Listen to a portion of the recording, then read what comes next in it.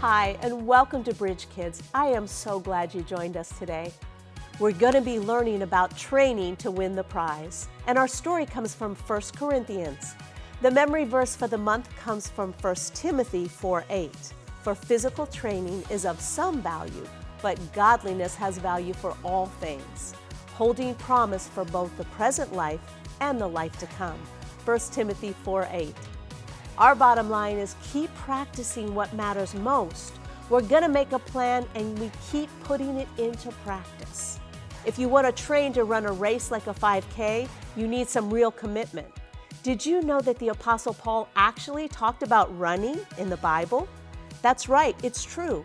Paul mentioned running as an example for a different kind of training. He wrote about it in one of his letters to the church of Corinth. Paul wrote in 1 Corinthians 9:24, "In a race all the runners run, but only one gets the prize." And you know that, don't you? So run in a way that you will get the prize. Of course, Paul was talking about more than just running, but in order to understand what he really meant, you need to know what it takes to run a long race. Let's find out what Paul was meaning as we watch the So and So show. Have a great week.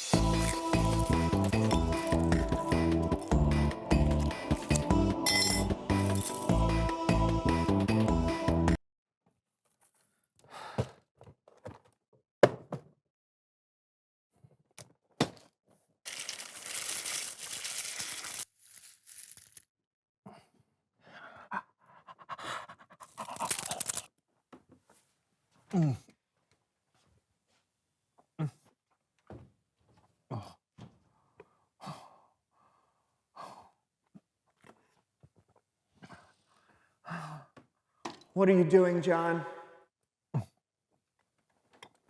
Trying to finish 5K. You know that's not how 5Ks work, right? What? There's a lot of fiber in this. Oh no! Yeah, now that's how a 5K is supposed to work. Way to go.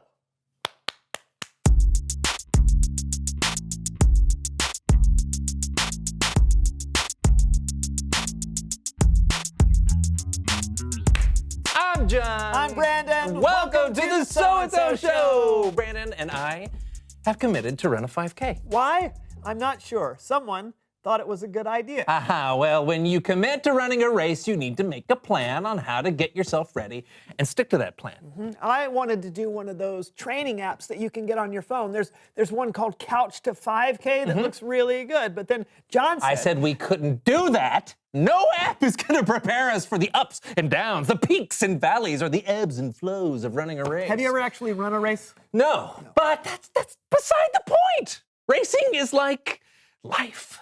You never know what life is going to throw at you. It's unpredictable. Yeah. So I developed a training course myself that will take us through unpredictable situations in multiple climates, so we'll be prepared for anything the real race might throw at us. Okay, but you know that we're running the 5K in the spring on a city street. Okay, let's talk. More practice. Come on, buddy. Let's go to the course. High knees. High knees. Sigh.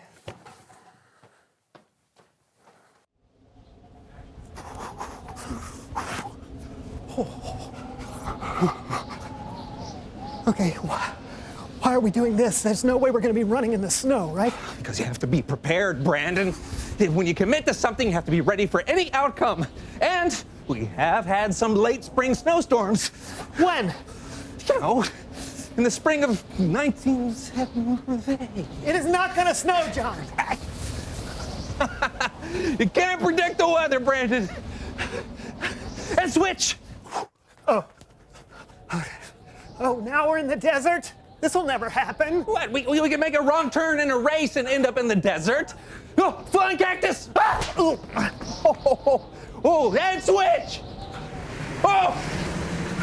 Seriously, John, this is getting out of hand. Practice! Wow! Makes! Whoa! Perfect! Whoa! And switch! Okay. All right, this is more like it. This is what we should be training for. Wait for it. I want my $2. Ow. What was that? It's a paper boy. He's ruthless. Oh, heads up! What? Ow! Can we stop now, please? I think we're prepared. $2. I don't think you're that prepared. Oh! It's Bible story time with Kellen. Look out! Whoa!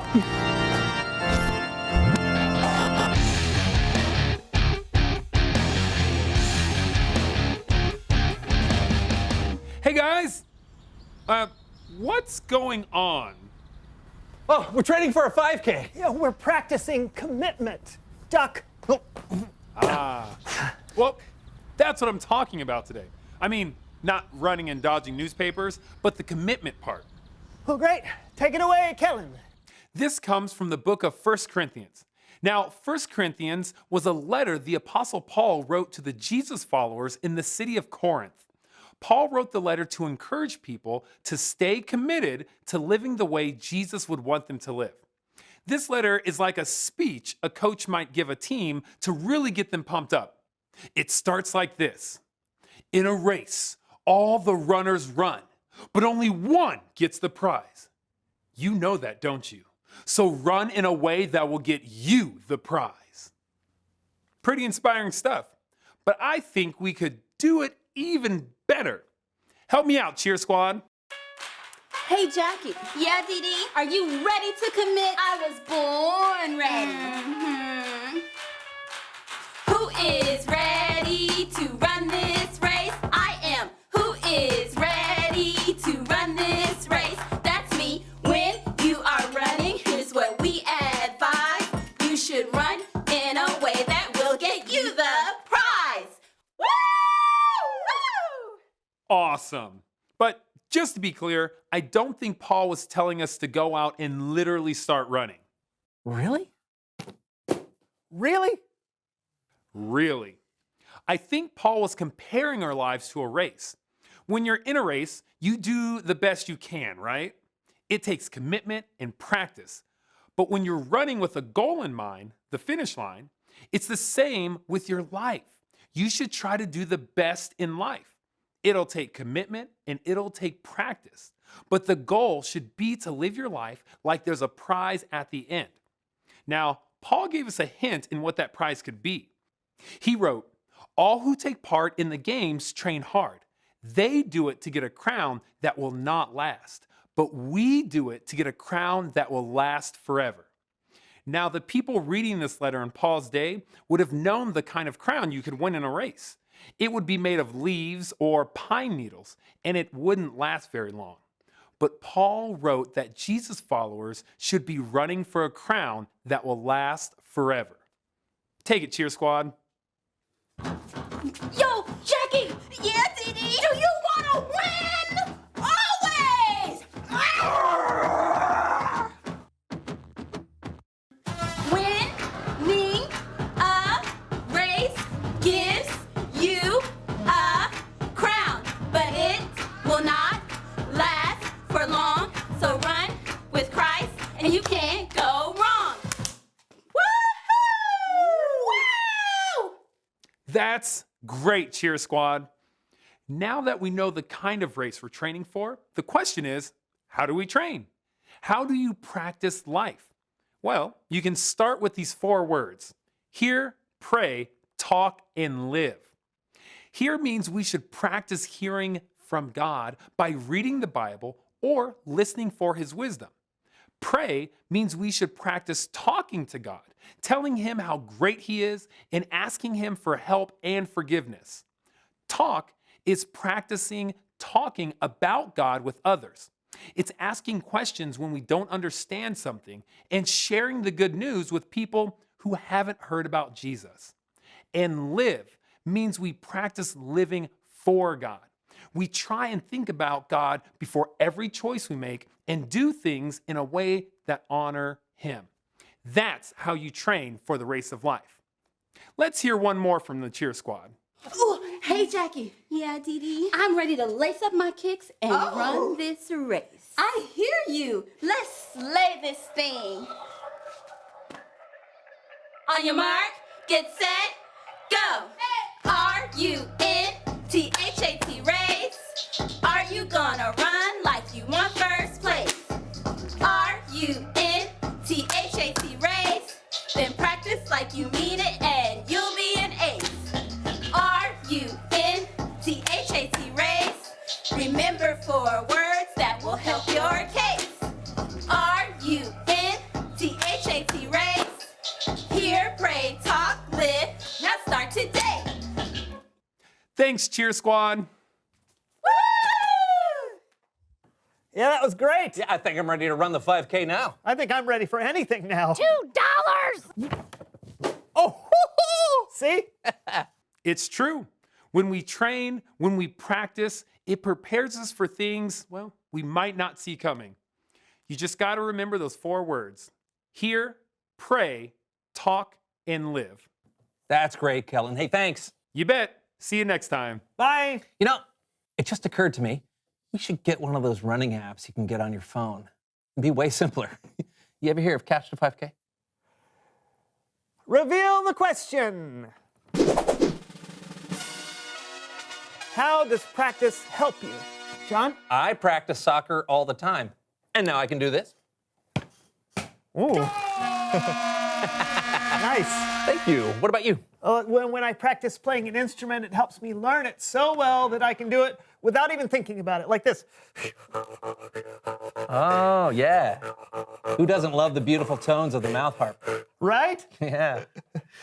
What about you? How does practice help you? In sports or at school or in life. Talk about it together, and we'll see you next week for a brand new show! Yay! Name that tune. Okay. It's the theme to name that tune. Yeah, you got it. Congratulations. Thank you. Oh, the paper boy's back! Oh! Okay, no. Stop it! Switch! Give him his $2. I don't have any pockets! Oh, now we're getting attacked. They threw an ostrich. What? How dare you? They're flightless. Okay. Switch. Oh, good, a living room. Oh, yeah. Let's see what's on. Oh, marathon. Oh, great. You ever been to a marathon? Can they do CG couches?